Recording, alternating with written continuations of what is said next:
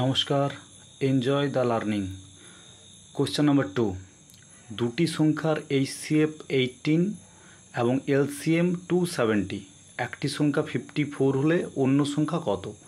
এই ধরনের প্রশ্ন প্রায়শই হয়ে থাকে। এইচসিএফ মানে গসাগু, হাইয়েস্ট কমন ফ্যাক্টর। এলসিএম মানে লসাগু, লিস্ট কমন মাল্টিপল। আমরা প্রত্যেকেই জানি এইচসিএফ ইন্টু এলসিএম সমান সংখ্যা দুটির গুণফল, প্রোডাক্ট।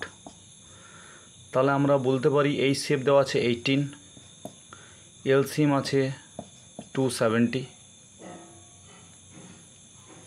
প্রোডাক্ট একটা ধরে নিলাম 54 দেওয়া আছে, আর একটা এক্স। তাহলে কি হবে, যদি আমি এক্স সমান করি 18 ইন্টু 270 বাই 54,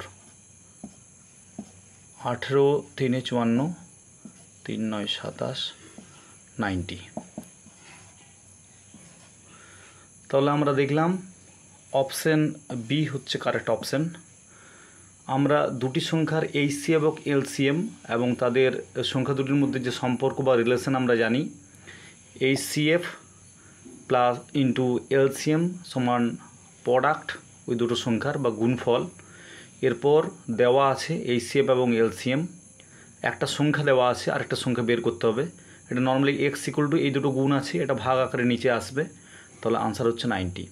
এই ধরনের কোশ্চেন অলমোস্ট সমস্ত কম্পিটিটিভ এক্সামে আসে।